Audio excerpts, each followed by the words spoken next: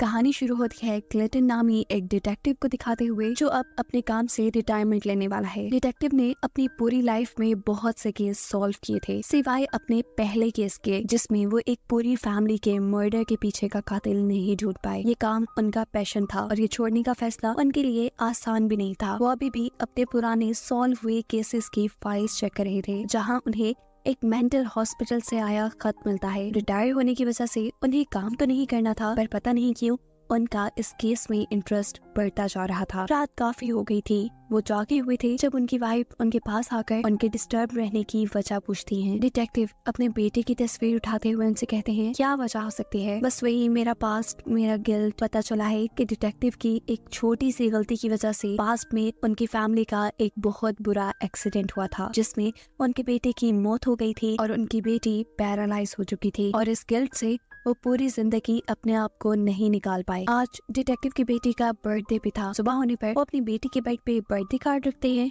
और निकल जाते हैं उस हॉस्पिटल के लिए, जहाँ से बार बार एक डॉक्टर उन्हें लेटर लिखकर बुला रहा था। हॉस्पिटल के अंदर आने पर रिसेप्शन पे सबसे पहले उसकी गन ले ली जाती है, क्योंकि ये एक मेंटल हॉस्पिटल था और यहाँ किसी भी किस्म का हथियार ले जाना मना था। डिटेक्टिव डॉक्टर के रूम में आते हैं तो डॉक्टर उनका ऐसे वेलकम कहते हैं जैसे उन्हीं के इंतजार में वो बैठे थे। डिटेक्टिव जब डॉक्टर से उनको यहाँ बुलाने की वजह पूछते हैं तो डॉक्टर उन्हें एक ऐसे पेशेंट के बारे में बताते हैं जो काफी अजीब था। वो पागल नहीं था, वो अपने आप को सिविल वॉर का एक सोल्जर बताता था। सिविल वॉर इस वक्त से तकरीबन 100 साल पहले हुई थी। रिकॉर्ड्स के मुताबिक वो आदमी सिविल वॉर में मारा जा चुका है, लेकिन अजीब बात यह है कि ये आदमी 20 साल पहले जिंदा पाया गया। ऐसा पॉसिबल तो था ही नहीं कि उस वक्त के लोग अभी तक जिंदा हों। डिटेक्टिव को डॉक्टर की बातें बचकाना लग रही थी। वो डॉक्टर से पूछते हैं कि आखिर आपने मुझे यहाँ बुलाया क्यों? डॉक्टर बताते हैं उस आदमी से मिलने के लिए, वो पिछले कई सालों से मेरे पास है और आपका नाम लेता है। उसके मुताबिक वो आपको अपनी स्टोरी सुनाएगा। जवाब में डिटेक्टिव कहते हैं,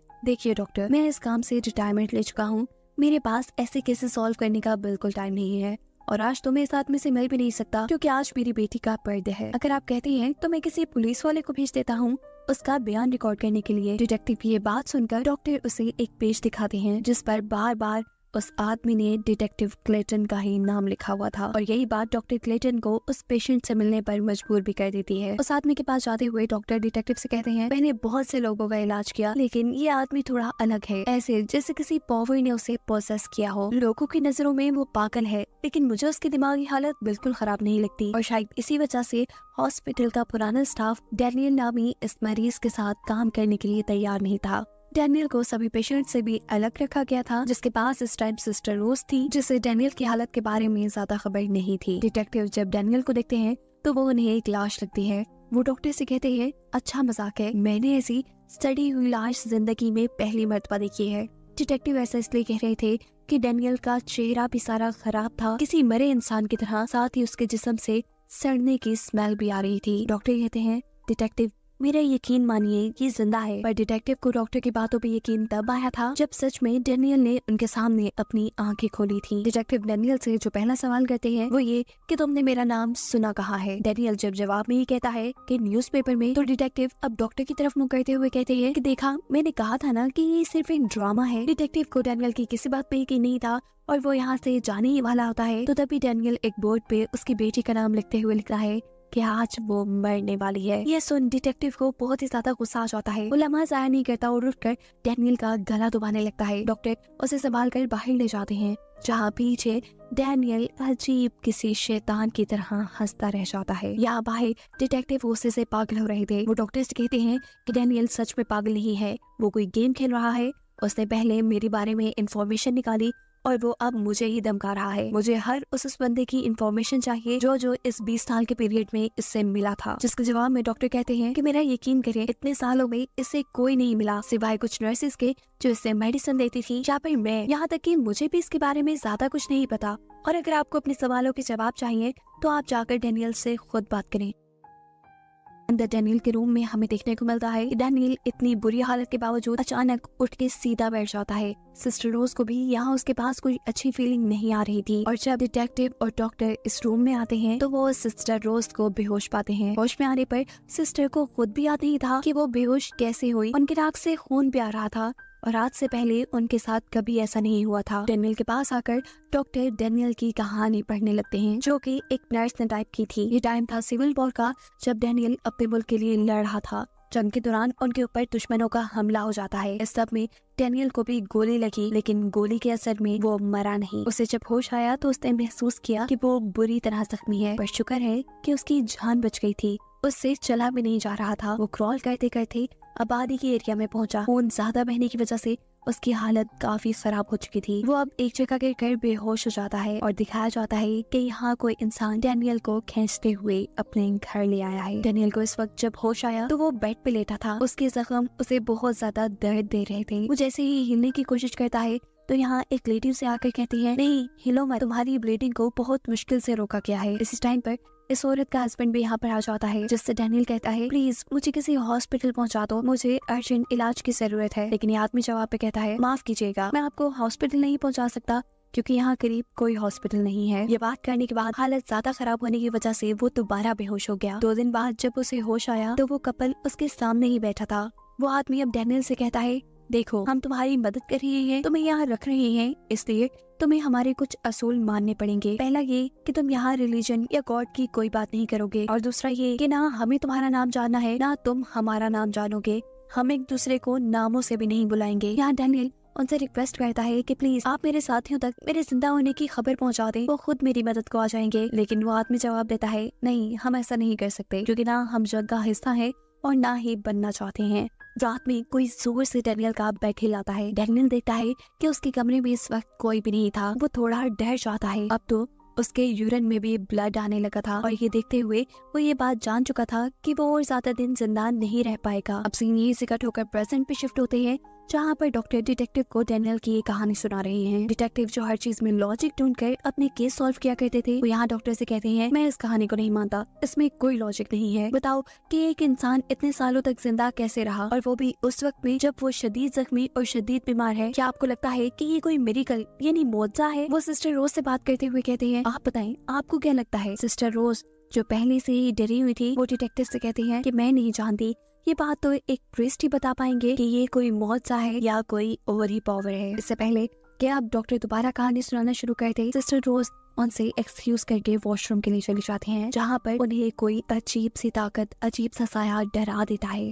यहाँ डिटेक्टिव डॉक्टर से पूछते हैं कि डैनियल की ये कहानी किसने टाइप की। डॉक्टर बताते हैं कि एक नर्स ने टाइप की थी, लेकिन वो ये टाइप करते ही मर गई, उनको खतरनाक किस्म का कैंसर। इन्हीं बातों के दौरान यहाँ सिस्टर रोज भी उनके पास आती है और उनसे कहती है, प्लीज ये सब जो हो रहा है इसे रोक दें। मुझे लगता है कि उस रूम में डैनियल नहीं है, उस रूम में कोई इवल पावर है। सिस्टर रोज अब इस कहानी को और सुनना भी नहीं चाहती थी। वो इन्हें यहाँ किसी प्रीस्ट को बुलाने को कहती है, लेकिन डिटेक्टिव जिसे भूत प्रेत पे बिल्कुल यकीन नहीं था, वो कहता है, नहीं हम ये कहानी आज ही पूरी करेंगे और इस किस्से को आज ही निपटाएंगे। डॉक्टर कहानी सुनाना शुरू करते हैं और पास्ट में सीन वहीं से शुरू होता है जहाँ डैनियल की हालत काफी खराब है। डैनियल अभी उसकी कपल के घर पे है और उसे इस घर में कुछ अच्छी वाइब्स नहीं आती।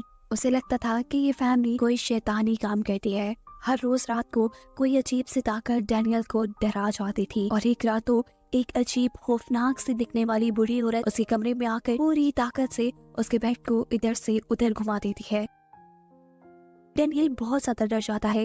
वो यहाँ से भागना चाहता था, लेकिन जख्मी होने की वजह से वो एक कदम भी नहीं चल पा रहा था। सुबह होने पर डैनियल इस घर के मालिक से इस घर की हिस्ट्री पूछता है, तो वो औरत बताती है कि ये घर उसके पेरेंट्स का था। वो लोग कई सालों से यहाँ रहते हैं, लेकिन पिछले 10-11 सालों में उनके साथ कुछ अजीब चीजें हुई। जैसा कि एक दिन उसकी मॉम जब जंगल में गई तो वापस लौटने पर उनकी हालत काफी अजीब थी। उनका चेहरा ऐसे हो गया था कि जैसे वो मर गई हो। जिस्म में से सड़ने की बदबू आती थी, यहाँ तक कि वो चल भी नहीं पाई। फिर ये अजीब किस्म की बीमारी मेरी बेटी को भी हो गई। जब मेरी बेटी ठीक होती थी तो मेरी माँ बीमार हो जाती थी, और जब माँ ठीक होती थी तो मेरी बेटी बीमार हो जाती थी। हमने बहुत से डॉक्टर से इलाज करवाया, लेकिन वो डॉक्टर ही मर गए। तुम्हें जो रोने की आवाज़ें सुनाई देती हैं, वो मेरी बेटी की ही हैं। अगर तुम उन आवाजों से डिस्टर्ब होते हो तो मैं तुम्हारे कमरे की सारे खिड़की दरवाजे बंद कर दूंगी। डैनियल कहता है कि यहाँ कोई बुरी औरत भी मुझे डराने आती है। इस औरत को लग रहा था कि डैनियल उसकी माँ के बारे में बात कर रहा है, जो काफी सालों से चल भी नहीं पाई, और अपनी माँ का मजाक उड़ाते देखकर वो इस आदमी को खूब डांटती है और कहती है, कि तुम मजाक उड़ा रहे हो हमारा। डेनियल कहता है नहीं नहीं, मैं मजाक नहीं उड़ा रहा, मुझे सच में कोई बूढ़ी औरत डराती है, वो कोई और ताकत भी हो सकती है। जिसका ये औरत कोई भी जवाब ना देते हुए यहाँ से बाहर चली जाती है और सीन कट होकर दोबारा प्रेजेंट में शिफ्ट होते हैं, क्योंकि अभी अभी डेनियल ने अपनी कहानी में किसी इवल पावर का नाम इस्तेमाल किया था और सिस्टर रोज को भी ये मामला किसी इवल पावर यानी किसी शैतानी ताकत से रिलेटेड लग रहा था। इसलिए अब सिस्टर रोज को तो उसकी बातों पे यकीन आना शुरू हो जाता है, लेकिन डिटेक्टिव उसकी बातों पे यकीन नहीं करने वाले थे। वो डेनियल से पूछते हैं आखिर बता भी दो कि तुम हो कौन और ये सारी कहानी तुम घर क्यों रहे हो। इससे पहले कि डेनियल कोई जवाब देता, डिटेक्टिव को याद आता है कि आज उनकी बेटी का बर्थडे है, उन्हें घर वापस जाना है। वो यहाँ से निकल जाते हैं और बाहर जाने पे उन्हें पता चलता है कि बहुत तेज बर्फबारी हो रही है, वो अपने घर भी नहीं जा पाएंगे। नाचार उसे हॉस्पिटल के अंदर वापस आना पड़ता है। डेनियल की टाइप हुई सारी कहानी उसके हाथ में थी, जहां वो नोटिस करता है कि उसकी कहानी में बहुत से कैपिटल अल्फाबेट्स हैं, जिनको मिलाने से कुछ वर्ड्स बन रहे थे। अब वो क्योंकि यहाँ से बाहर तो जा नहीं सकते थे, तो रास्ता उनके पास यही रह जाता है कि वो इस कहानी पे ही सही से रिसर्च करें। उन्हें अब डॉक्टर पे भी शक होता है कि कहीं वो तो उससे कुछ छुपा तो नहीं रहे, इसलिए वो छुप कर डॉक्टर के रूम में जाकर वहाँ की तलाशी लेना शुरू करते हैं। उसे डॉक्टर के रूम के पीछे एक और रूम नजर आता है, जहाँ पर डेनियल की केस की फाइल्स रखी हुई थी। इस फाइल में डेनियल की पुरानी तस्वीरें थी, जहाँ डेनियल ने कई मर्तबा अपने जिस्म पर डिटेक्टिव क्लेटन का नाम लिखा था। वो अब डॉक्टर के पास जाते हैं और उनसे डेनियल का पुराना कमरा देखने की डिमांड करते हैं। यहाँ आकर डिटेक्टिव डॉक्टर से कहते हैं अगर कुछ और भी आप इस केस के बारे में जानते हैं तो मुझे साफ साफ बता दें। जिसके जवाब में डॉक्टर कहते हैं जितना मैंने आपको बताया यही बस मैं जानता था। और एक अजीब चीज ये भी थी कि इससे पहले डेनियल जिस हॉस्पिटल में था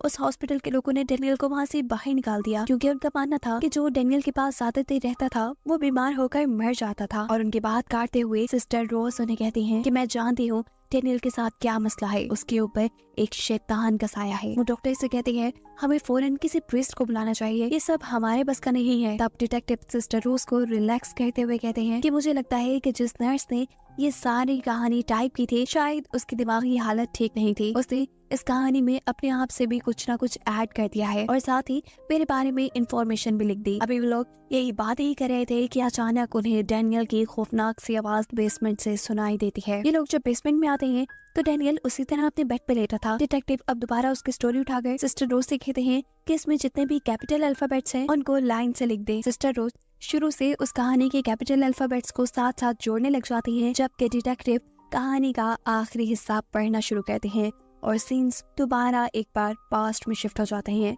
जहाँ इस मर्तबा दिखाया जाता है कि वो बूढ़ी लेडी जो 13 साल से बिस्तर पे ही थी, यानी चल नहीं सकती थी, वो उठकर डेनियल को डराने के लिए उसके कमरे में आती है। डेनियल उससे डरते हुए बेड के नीचे गिर जाता है। खिड़की के बाहर वो देखता है कि उस कपल की बेटी को भी कुछ हो गया था, वो दोनों रो रहे थे। जिसके कुछ देर बाद वो औरत डेनियल के कमरे से चली गई। अब इस घर का मालिक डेनियल के कमरे में आया और उसने डेनियल को उठाकर बेड पे लिटाया। उसने अब पहली मर्तबा डेनियल से डेनियल का नाम पूछा था। डेनियल के नाम बताने पर उसे याद आता है कि ये वही नाम है जो काफी दिनों से उसकी बेटी पुकार रही है। वो डेनियल से कहता है कि तुम मानो ना मानो तुम ही वो इंसान हो जो हमारी मदद कर सकते हो। वो डेनियल को बताता है कि उन्हें एक शैतान ने पोसेस किया हुआ है। ये शैतान माँ बाप की कमजोरियों का फायदा उठाते हुए उन्हें पोसेस करता है। हम तो इससे तभी छुटकारा ले पाएंगे जब कोई हमें मार दे, जिसके बाद शैतान हमें मारने वाले के ऊपर हावी हो जाएगा। और तुम्हारे क्योंकि बच्चे नहीं हैं, तुम इस शैतान से पोसेस नहीं हो पाओगे। तुम हमें मार दो, हमारी मदद करो, हमें इस दर्द भरी जिंदगी से आजाद कर दो और इसके बाद तुम भी यहाँ से निकल पाओगे। आदमी ये बात कहकर यहाँ से चला जाता है। उसकी इन सारी बातों से डेनियल बहुत ज्यादा डर चुका था। वो अब यहाँ से किसी भी तरह भागना चाहता था। रात में जब वो भागने के लिए उठ खड़ा होता है तो अचानक कोई शैतानी ताकत उसे हवा में उठा देती है। वो जोर जोर से चीखें मारता है, जिससे सुनते हुए इस घर के लोग यहाँ तक आ जाते हैं। वो आदमी डेनियल को टांगों से पकड़ कर नीचे की तरफ खींचता है। पीछे आते ही डेनियल अब इन सारी चीजों से बहुत ज्यादा डर चुका था और डरने की वजह से वो अब बिना कुछ सोचे समझे किसी चीज का इस्तेमाल करते हुए उस आदमी को मार डालता है, जिसने अभी उसे हवा से नीचे उतारा था। इसके बाद वो इस आदमी की वाइफ, इसकी बेटी और उसकी माँ सभी को मार डालता है। डेनियल ने जब उस बूढ़ी औरत और बच्चे को मारा तब वो दोनों ही पोसेस हुई भी थी। डेनियल को उस बुढ़ी औरत को मारते हुए कोई मुश्किल नहीं हुई, और जब वो बच्ची को मारने के लिए उसके पास गया था तो उस बच्ची को चैन से बांध कर रखा गया था। वो बच्ची उसे मारने के लिए उकसा रही थी, जिसको मारने के बाद डैनियल यहाँ से जा चुका था। हम देख रहे थे कि इतना ज्यादा जख्मी होने के बावजूद डैनियल ऐसे चल रहा था जैसे उसे कुछ हुआ ही ना हो, जिसका साफ मतलब ये था कि शैतान ने अब उसे पोसेस कर लिया है। पता चलता है कि इसी फैमिली का मर्डर वो केस था जिसे डिटेक्टिव आज तक सॉल्व नहीं कर पाए थे। दिखाया जाता है कि अब तक सिस्टर रोज भी सभी कैपिटल लेटर्स को लिखते हुए एक सेंटेंस बना चुकी थी जहाँ लिखा था आई एम इन डैनियल, यानी मैं डैनियल के अंदर हूँ, और ये हिंट दी थी असल में शैतान ने। और ये बात जानने के बाद सिस्टर रोज और डॉक्टर दोनों ही बेहोश हो जाते हैं। इस आदमी से छुटकारा पाने के लिए डिटेक्टिव अपनी गन लेने के लिए जाते हैं। वो जैसे ही गन लेकर लौटता है तो अब डैनियल उसे खड़ा हुआ उकसा रहा था अपने आप को मारने के लिए। डैनियल के अंदर असल में शैतान बोल रहा था। डैनियल के मरने के बाद वो अब डैनियल की बॉडी को छोड़कर डिटेक्टिव की बॉडी को पोजेस कर लेता, क्योंकि जैसे हमें ये बात पता है कि ये शैतान माँ बाप की कमजोरियों को टारगेट करता है, तो फिर इस मामले में डिटेक्टिव तो पहले से ही कमजोर थे। वो हमेशा से इसी गिल्ट में थे कि उनसे उनका बेटा मर गया और उनकी वजह से उनकी बेटी पैरालाइज थी। डैनियल इस वक्त पर क्लेटन को समझाने की कोशिश करता है कि वो डैनियल को ना मारे वरना शैतान उसे पोजेस कर लेगा, पर डैनियल की बॉडी के अंदर मौजूद शैतान डिटेक्टिव को बार बार उकसा रहा था डैनियल को मारने के लिए, क्योंकि वो डैनियल की बॉडी में रह कर तंग आ चुका था। उसकी बात मानते हुए डिटेक्टिव डैनियल को गोली मार देते हैं, और ऐसा करते ही शैतान ने डैनियल की बॉडी को छोड़कर डिटेक्टिव की बॉडी के ऊपर कब्जा कर लिया। उसे पोसेस करने की वजह से उसका फेस बिल्कुल बदल जाता है, उसके अंदर से भी स्मेल आना शुरू हो जाती है और उसका चाल चलन भी बदल जाता है। वो सीधा अपने घर जाकर अपनी बेटी के कमरे में जाता है, जहाँ शैतान अब उसे उसकी बेटी को मारने को कह रहा था, लेकिन डिटेक्टिव एक मेंटली स्ट्रॉन्ग इंसान था। वो इतनी जल्दी शैतान की बातों में नहीं आता। अपनी बेटी और अपनी फैमिली को बचाने के लिए वो यहाँ अपने आप को ही खत्म कर देता है। अब क्योंकि किसी और ने डिटेक्टिव को नहीं मारा था तो शैतान किसी और की बॉडी में ट्रांसफर हो भी नहीं सकता था। शैतान को ऐसे उसकी भी बॉडी छोड़कर यहाँ से जाना पड़ता है। डिटेक्टिव की बेटी के लिए उसके बाप का उसकी आंखों के सामने मरना एक सबसे दर्दनाक मोमेंट था। वो अपनी मॉम के साथ गले लगकर रो रही थी, जबकि दूसरी तरफ हमें हॉस्पिटल में डैनियल को दिखाया जा रहा था जो अभी तक जिंदा है। वो अब कितना अरसा जिएगा किसी को नहीं मालूम। उसके साथ यहाँ सिस्टर रोज और डॉक्टर को जिंदा दिखाते हुए ये कहानी यही खत्म हो जाती है।